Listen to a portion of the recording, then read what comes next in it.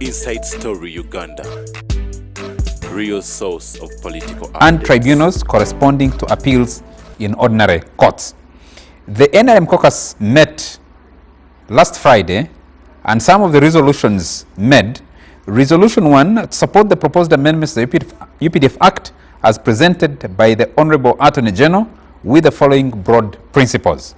1, that misconduct by serving military personnel be tried in the first instance by the military courts martial with the right of appeal through the civilian courts.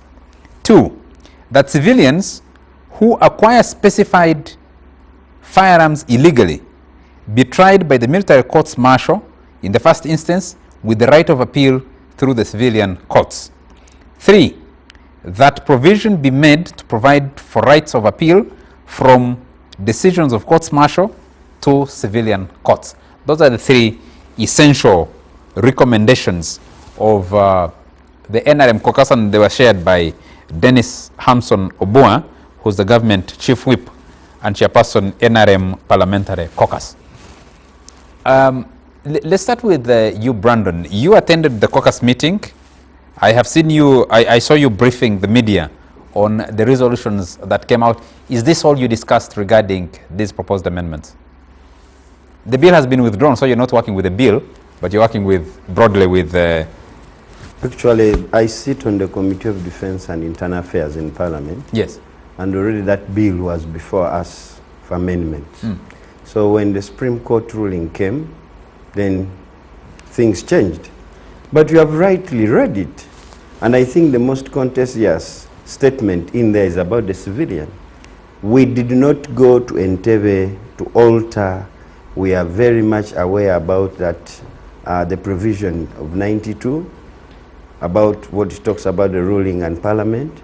So we simply went as members of the NRM to put in line the recommendations of the Supreme Court.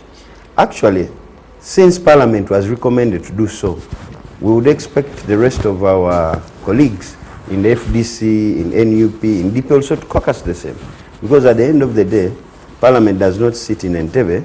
We went because this was actually an extraordinary caucus following our routine caucuses that we have every first Friday of the month. And the issue of civilian, you have rightly, Charles, read it. But when our colleagues are talking, they don't expound. They will just say, the NRM members of Parliament went to Entebbe to put back civilians. But the judge, the justice, the Supreme Court, the presiding officer read it, put provisions. But before we would even explain the provisions, the political actors started busting it out. We are very mindful and very respectful, and those are the resolutions. We wanted to have a common position in respect to what the Supreme Court pronounced, so that when we come to Parliament, when the bill is ready, because it's a public bill, in my committee where it will come for discussion and still understanding those details, the specific arms, but we also popped a question, and one of the members raised this, and I'll verbally say it. Say, now, if you're talking about civilian, if Ofono Opondo is a Major General, and Brandon here is a civilian, we connive with Ofono Opondo, we acquire arms, we use them unlawfully. Should you only say, okay, now Ofono Opondo, go to the court martial, and Brandon goes to the civilian court? And it's the same charge. So those are the specifications. And then the types of arms, what kind of arms? Are we talking about a lipstick that they would be suspected to be a bomb? And then there is no Parliament. The Honorable Dr. Matembe assured me there in the lounge that we have the powers. We know that. We are very patriotic and we love this country. So the misleading, the blackmail that is going around in this amendment with all sorts of words without even internalizing what the Supreme Court, they would be gladly appreciating us, the NRM, that we took a first step. As leaders that bring business on the floor of Parliament, we took our step as we wait for our colleagues. Okay. And these were not laws. We did not amend. Like you said, we made proposals in line with the recommendations of the Supreme Court. So that's what rightly we did. These people should be here. Actually, I would expect whoever will submit after me to actually thank the NRM that we took a fast action to act on the Supreme Court recommendation. Benjamin, let me come to you. I read out the recommendations of the caucus. I also read out the advice given by the Chief Justice. Do you have any issues with these proposals, and what are those issues? I think the starting point is that the NRM caucus, and I don't want to restrict it to my brother Brandon here, is being disingenuous. The context of the Supreme Court ruling is that the Honorable Michael Kabaziguruka was being charged in the General Court Martial. He challenged his trial on a number of grounds in the Constitutional Court. But key amongst the grounds was that the trial of civilians in the General Court Martial went against the established principles of fair trial. It was unconstitutional and a violation of the rights of the applicant, the Honorable Michael Kabaziguruka. The Constitutional Court ruled that trial of civilians in the court martial was unconstitutional. The Attorney General was dissatisfied with the ruling and went to the Supreme Court. The Supreme Court confirmed the findings of the Court of Appeal, which is the Constitutional Court, that indeed the trial of civilians in the General Court Martial is unconstitutional. It went ahead to rule that the purpose for which that system is established is to ensure discipline in the UPDF. In fact, the court went ahead to note that even serving army officers can only be tried in the General Court Martial in respect to service offenses, but not offenses that are provided for example, under the Penal Code Act, which are clearly outside the service. And so the recommendation on which they are tagging now, which came, I think, at the tail end in Obita, is not a finding, but like advisory by court. In case that even if that was to be the case, it should be in specific areas. And I think the reasoning was based, for example, on the British system, which restricts specific categories, and it's also related to the discipline of the army. For example, if you are aboard an army aircraft and you commit an offense that is related to the discipline of the force, if you are a resident in a barracks because you are a spouse of a soldier, but also it must be in respect to things to do with the military discipline. It does not, but our friends here are trying to tag on that recommendation to reintroduce what the court found unconstitutional, both at Constitutional Court level and Supreme Court level. And I'm glad that he has made reference to Article 92. Counsel, are you not speculating on that since we haven't seen a draft of that bill? but no, the spirit, the principle you have, Okay. yes. And I'm glad that he has made reference to Article 92 of the Constitution, which prohibits legislation that is aimed at defeating a court ruling. But I'm sure that the people cooking this thing know that eventually it will be found unconstitutional, but they know they will have used it to achieve what they want to achieve. You must bear in mind that the biggest problem with the court martial has been the way it has been weaponized as a tool of dealing with political opponents. In fact, it has not been restricted to that. If you go to the court martial, you'll find that there are even cases related to disputes between junior officers and senior officers. Because abusing it has become standard, even the other big people within the institution are abusing it to deal with juniors, but even with some civilians. That is why Museveni is desperate to make sure that this provision of trying civilians is returned. Just last week, or a few weeks ago, the Chief of Defense Forces, General Moores, mentioned that he can choose to take back Besigye to the court martial, clearly showing you that this is not the basis upon which people are taken to the court martial or not taken to the court martial is not the law. but the feelings of those that feel are mighty. So the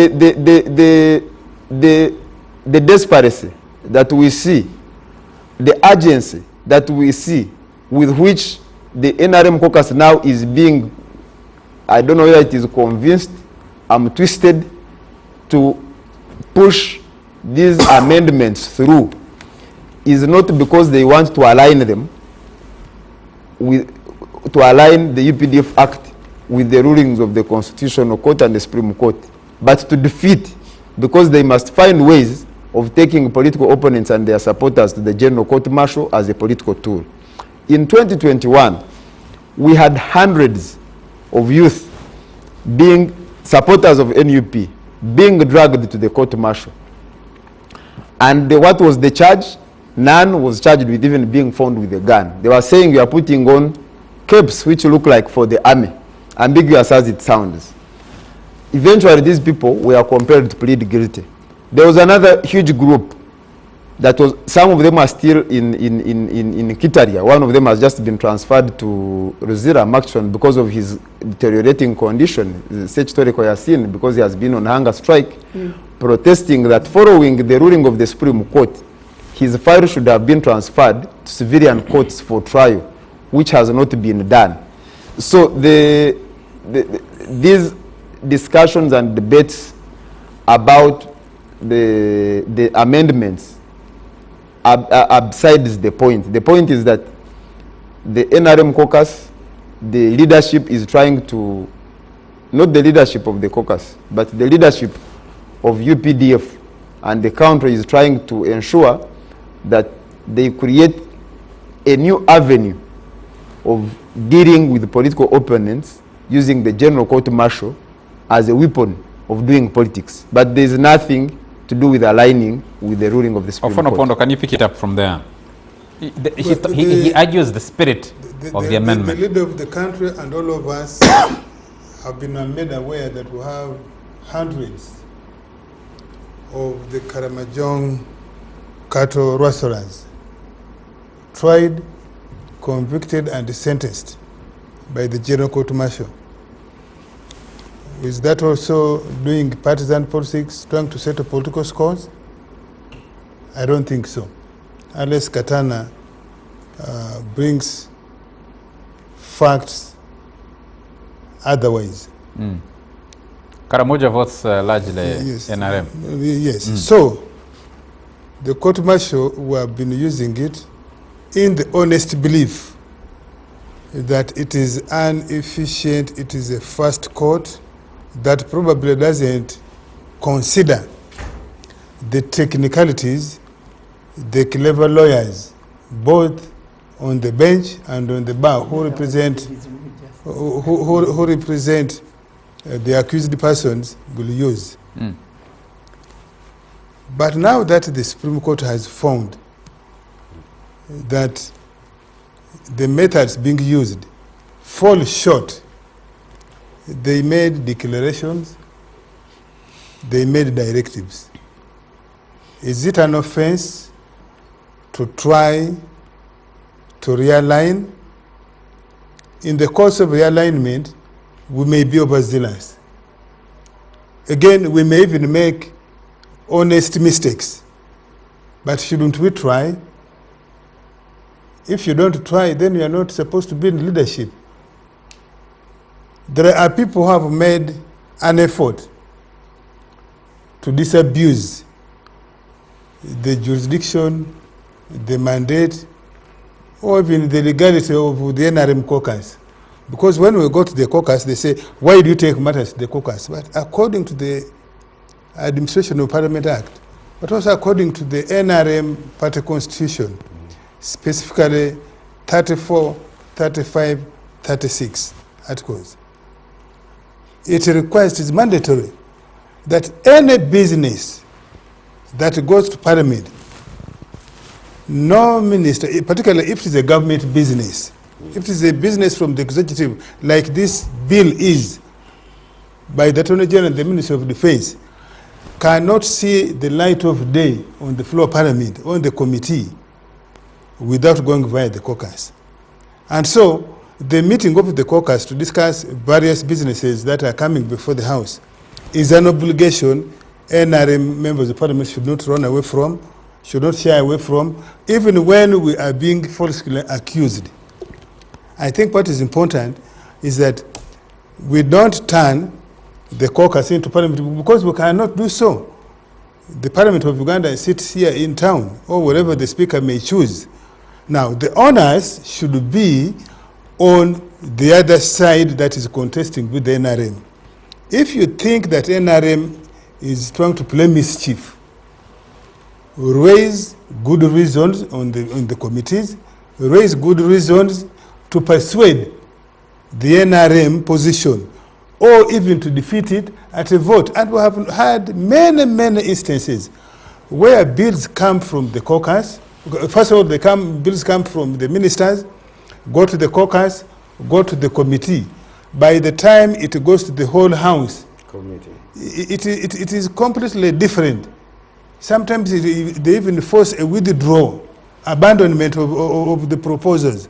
I think that is the normal discourse of a democratic dispensation. Even if you were to say the president has vested interest, assuming his members of the caucus said no, would he kill them?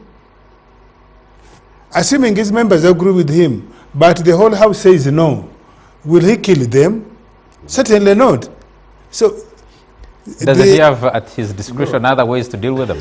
No. There has been attempts to kill them. These people were beaten. Honorable Semuju here. Well, They can testify. well, if you're assaulted, does not mean that the person assaulting you intends to kill you. Can you It may lead to death, yes. It may lead to death, yes. But so you are using hyperbole. But the point I'm really making is the president has a legitimate interest. And by the way, in Uganda today, if we say the people who are armed wrongfully and are committing crime, violent crime, robbery, and so on and so forth, let us go for a referendum in a village and ask people, what would those people in the villages want? Since we are saying the rule by the people, I am sure most likely our people in the villages and in the country will say it should be an eye for an eye. Here we are okay because we are using the democratic rule. We have taken the route of parliament. So if somebody thinks that NRM is being mischievous, is being bold, is being unreasonable, or even as some people say that the NRM people don't have brains, you who has brains, take that brain to the committee of the Brandons, take that brain to your member of parliament on the floor, and let them vote that proposal out. Doesn't the argument that military courts are more efficient, they are not bogged down by the clever lawyers, as you put it, on the band, on the bench, doesn't it fly through the window when you consider what NUP has been arguing, that not just what some of their members, not just can I conclude? Yes. That some of their members were arrested 4 years ago, and up to now they are still in a process that's not concluded. The other day we discussed here Yes. that we have cases before the civilian courts which are 15 years old, people in remand for simple offenses. But not just, we don't have to wait for NUP. I have said, for example, the way we have handled some matters previously in the court martial, and I wrote about the one of General Kaihura, which was abandoned midway, does not give the court martial gravitas, in my view. And I have said on this show that the overzealousness will have overexposed an otherwise good instrument to ridicule that court martial. The overzealousness in that court and even from outside the court will have exposed the court martial, we have lent it to ridicule. But, Thank you. But the fear of not bringing amendment is not the solution. For me, I'm saying, let the caucus do its work. For whatever reason it is doing it. The people who have good heads, who have the real heart of the country now, you come to the committee, urge your members of parliament, including the NRM ones, and let them discard the things that we think will offend the intent of the Supreme Court Thank you. ruling. Dr. And Matembe. by the, even in this amendment, the caucus has tried to distill, maybe not fully. For example, I have read the amendment. They are saying, for example, the trial of the civilian. They're actually making a distinction. They're saying, for example, if somebody acquires an illegal gun and commits an offense with it, that person probably should go to the court martial. But if somebody has a gun and lawfully and uses it illegally, probably that person should go to the normal to the penal code.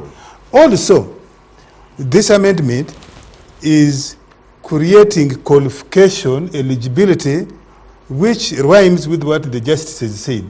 They said, for example, the members of the court martial should be the chairperson and 2 others should be lawyers. Their appointment should be in consultation with the Judicial Service Commission. 3, the members should have regulated terms. Probably, that's in my view, those are improvements. Are they sufficient? If the people who go to the committee find they are not sufficient, then they are at liberty to improve the proposals. Thank you. But not throwing it away just because you suspect. If you have a bad president, if you have a bad CDF, yes, like you say, we already have. You don't need a law for them to abuse the rights. You don't need. Thank you. The good thing is, all our laws, all our things, yes, we have remedies. Oh, you've made your point. Remedies. Yes, you've made your point. Let's have other panelists also come into this discussion. Dr. Matembe, we're picking up on the same discussion. The decision of the Supreme Court, the amendment of the UPDF Act, and the trial of civilians in military courts. You know, for me, I certainly agree with my colleague there at the end, Katana. They call us with these what? Why is lawyers or whatever? Clever lawyers. Why do you think, if Museveni believes in military, and I believe in legalism, what's wrong with that? Do you know why law came into being? Do you know why the justice, the court, actually, the court is the final, gives the final answer to the problems of governance and other things in this country. You have legislature, you have executive, but at the end of it all, it is the judiciary which has the powers to judge and decide and say this is how we should go. And therefore, our profession of being lawyers should be respected and honored, especially when the Supreme Court, the Supreme, when you see this boy, the Museveni's boy, and I also demean him like that because he called members of parliament crowns and idiots and crowns. He called them, and he's still there, commander of whatever. When you see him calling upon the judiciary, Supreme Court to actually apologize to him, because he has arms, because he's commander of the armed forces. All this kind of thing really is the context or environment in which I make my presentation. Because I want to say that actually what is on the ground, in practical terms, I'm here to speak, to call a spade a spade. Because we have a dictatorial, militarized government, which would rather do better in its own military when it comes to arresting people. Mainly the opponents, as he said, as my colleague there, the clever lawyer says. It is certainly true. Every Ugandan who has wisdom, who is honest, who loves Uganda, would not come out and say that civilians should be put in military courts. Because, in other words, are you saying that our judicial, the courts as a distinct, separate institution of the state, it is the third organ of the state, and it is supposed to deal with, finally give, sort out the issues of these other organs, executive and legislature. And as you know, the military court, which the disciplinary committee of the military, is under executive, because the military is under executive organ arm of the state. And therefore it should be the what? The judiciary, even those military men, I'm telling you. When you put those military men who are being judged, yes, under that military court, they may not also be getting justice. They may not be getting justice that's because what the Supreme Court said. Because the executive cannot give justice to itself. That's why there is the other arm of the state which must sort out the issues that happen in legislature, in judiciary, in case there is no agreement or what, then there is judiciary. Therefore, for me, okay, have a disciplinary committee within your military to deal with your military people, and let other people go to the judicial system that is established and have their cases handled there. But because the country is militarized, Sabarwani, and he clearly says, I'm Sabarwani, I'm fighting, I will never win. Fighting Ugandans, are now wanting to get the opposition, those people in opposition, out of the real court and take them to the executive there to be handling them there. For me, I'm not going into legalism here, it has been done like this. It is unconstitutional. It was clearly said by the Constitutional Court and then the Supreme Court. But anyway, as judges, these days every institution is under Museveni and they have to protect their jobs. He says, but in any case, he puts in any case, obiter, they call it obiter dicta. This, you judge and then you say, in case, you put that Kasumoro thing there. Now they have made it the major item and they are building on that to make the law. I want to say, these people who are making that law, I tell you, I sit here as a historical person. I want to tell them that actually, you go ahead and do your things, but you'll be caught up. The first Minister of Justice, my brother, the late Ibinjira, rest his story in peace, Grace Ibinjira, he made a law and brought a law and made it for detention without trial. Yeah. Do you know the first person to suffer under that law and his colleagues? It was him and his colleagues and Obote's government. And recently, for all of you who now here, Mbabazi, this Honorable Mbabazi, Mama Mbabazi, ran with this law to shut the civil society organization down, shut them. And he took it in Parliament, defended it, and he's the one who knows how it tortured him. And now he has gone back to bow there, because what can he do? He is bound to his boss there once again. But it dealt with him. Therefore, yes. I give them warning. Let them go and pass those laws. They will certainly deal with them. You made a comment I would like to pick on. You said you described the government as a dictatorial military government. That's how I see it. Yes. Does a dictatorial military government, should it be bothering with calling caucus meetings to discuss and lobby members of parliament to agree with it? Do you know, President Museveni used to tell us that democracy should not be in a form. It should be in substance. Being seen, acting and working. You people, you don't know. For us, we come from far with this man. Whatever he said in the end, he practices it. So, Museveni's democracy is certainly in a form. It is in a form, not in substance. So he calls people, I want to ask you, I want you to tell me, and I'm here to see whether President Museveni can come with an idea and take it to the caucus and the members of parliament say no, Yeah, we are not going with that. I want to ask you, Penalty. were you part of those people? Penalty. Were you part of those people who censured the minister?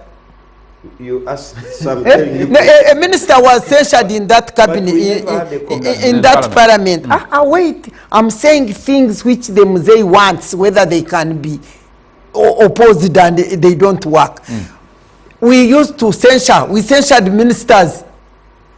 They censured the minister who is in that parliament up to now, and they are a parliament.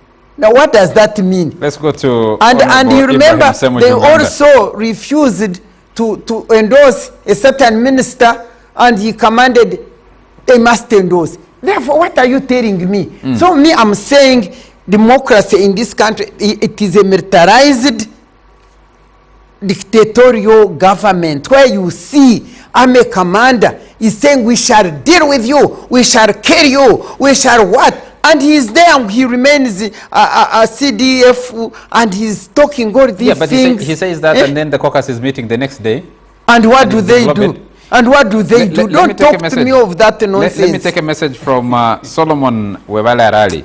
He's a senior advocate.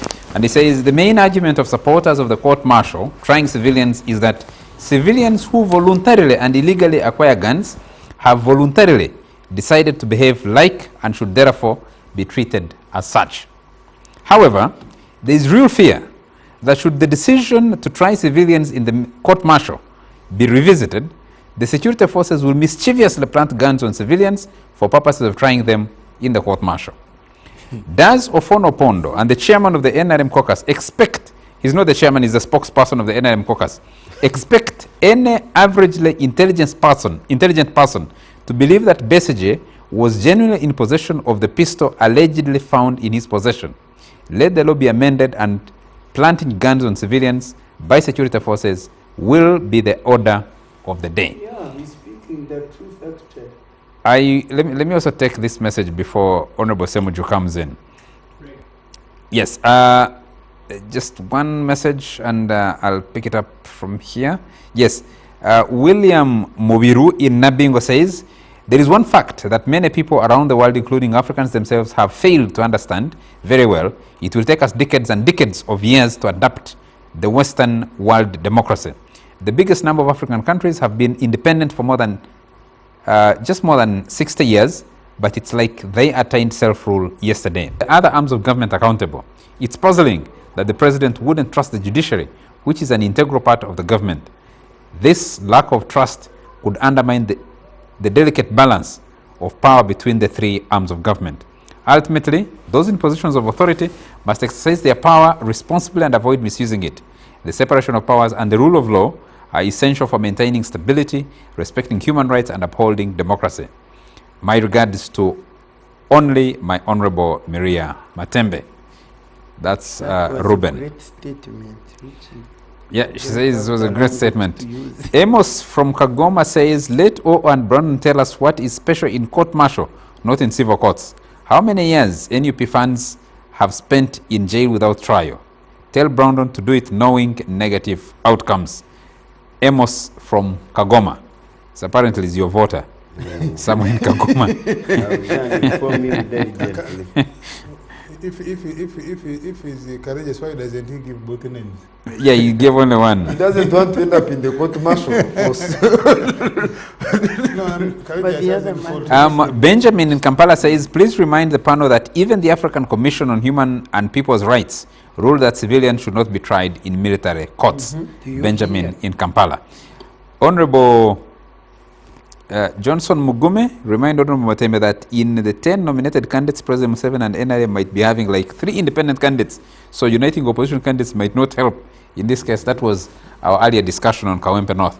Honorable Ibrahim Semujuganda. So the caucus has had its discussion. The debate is coming back to you in Parliament. Is that it? Let me give a background. The bill you referred to, the UPDF Amendment Bill of 2024, was a bulk document seeking to introduce about 69 new clauses that is what was withdrawn. Close the sections. I'm not a lawyer, whichever they are. Sections, okay. That's what was withdrawn. In Entebbe, where these colleagues went, they presented them with a document of about 200 pages. If you read Daily Monitor today, the Honorable Mbatekama said we pleaded that we need to read and first understand before we take a decision. But the president instructed Chiwanuka Chiriowa to give them highlights. Being clowns, as Mohoz said, they went ahead and took a decision over a document, like they usually do with all the documents in Parliament, that they did not read. If you ask him the pages and you begin examining him, you will be shocked. Right. They did not read the document. Immediately they started saying amendment today, like real clowns. What? Clowns covered everybody who is in Parliament. No, Not no, a section. the specific reference was to his committee. That was the specific. But by extension, everybody. So they haven't read the document, but they endorsed it. Like the Obote pigeonhole constitution. Mbatekama said we pleaded that this document of 200 pages, let us first read, understand, and then we make a decision. They said, no, they will give you highlights. But if I may help you, you are the one who had said the bill, Amendment Bill 2024, had been in Parliament, meaning it was with the members of Parliament, and therefore presumably they had read. The only issue was the issue of the court martial. The three issues which... I am talking about what happened in the meeting. No, but I'm telling you, they had read the document they gave them was of about 200 pages. In a meeting, but was the other bill. I have to attend a meeting. They arrived there in the morning, 7 saw them at 3. And they presented a document at 3, and then they were told to adopt it. But go back to the statement that Museveni issued after the Supreme Court judgment. He knew that a re-establishment of general court martial is wrong, but he said he will nonetheless do it because in Europe they have a homosexual. Didn't he say that in his document? That for you, how comes you promote homosexual? Even us, we know this is wrong, but we will do it. So these ones, he only invited them to validate his wish. That's it. And that's what the executive will happen. Because even after the meeting in Entebbe, they set up a committee of lawyers. Up to now, they are going through a number of documents, including the Arms Act, including the Police Act, to try to find a best way of re-establishing a court martial without being seen. Actually, the word is without being seen, to undermine the judgment of the Supreme Court. And he told them in Entebbe, but some of these judges are also my friend. I will consult them and then see maybe how they will not get angry.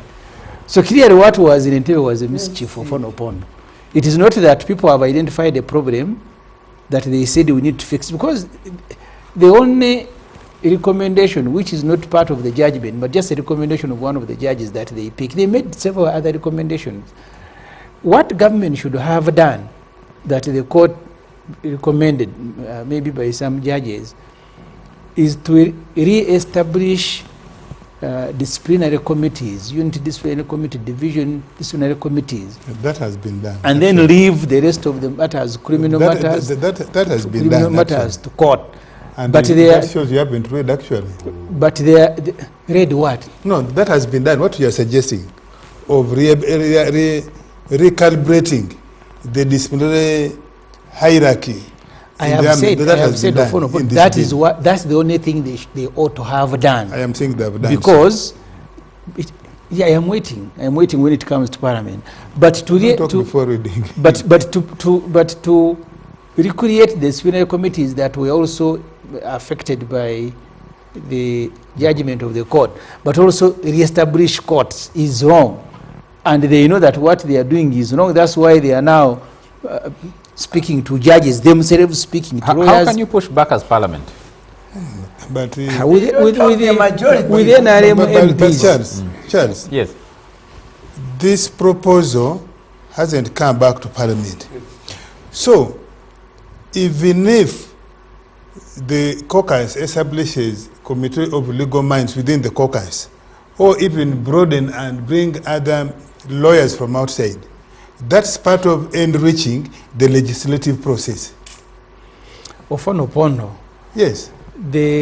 I have told you the NRM MPs did not read the document that they passed. And you haven't read the Even and because that's generally it's the conduct. Do I have to be there? I have told you what happened to you. Really, can you inform me? We got the document before. What that it came in the what morning. will be the motivation? So they will bring that document to Parliament as usual. In all that, I mean, I sit with the MPs on the budget committee. They come and pass a budget they have not read. Let me take this message and then we continue the discussion. And then after a few months, they are going to begin looking. So I mean, I am used to this. But this particular one, Gentlemen, you you're now like NRM MPs. You also haven't read it. I have not read the NRM document. I have told you. Let me take this just before we take. They haven't given it to me, but I'm telling you, those who interacted with it. Let me read these messages. Honorable Semuju, we will read for you highlights. That's why he's talking. Honorable Semuju and Ofono Pondo, you are the practicing journalists. This is important for us. Selectively. This is important for us. Abu Luboa says, I feel sad that we have 3 journalists on the panel, but the issue of the journalist whose skull was shattered by a coward Jat soldier has not come up for discussion. That's what we started with. Oh, please help journalists in Uganda to understand how best do we practice in this country. This is Abu Luboa. There is a journalist called Miracle Ibra. I never even heard about him, but I've yes, read today from news, works with Top TV. The one who was assaulted. Yes. We shall follow up. But we saw him being tortured and suffering. Yes, his skull was almost shattered. Hospitalized. Yeah, he's They hospitalized. were stitching the face and on Abu, thank you for raising this. We will, of course, we should have more discussion about it.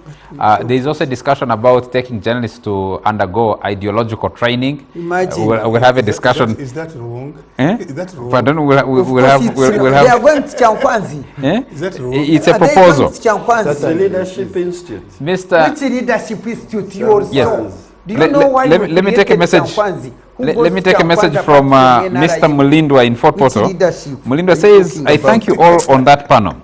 We should thank Museveni for all he has done since he came to power. But the issue of civilians in the court-martial is not acceptable. You can see on Besje's case, Besje's case is before court, so I'll not read some of this.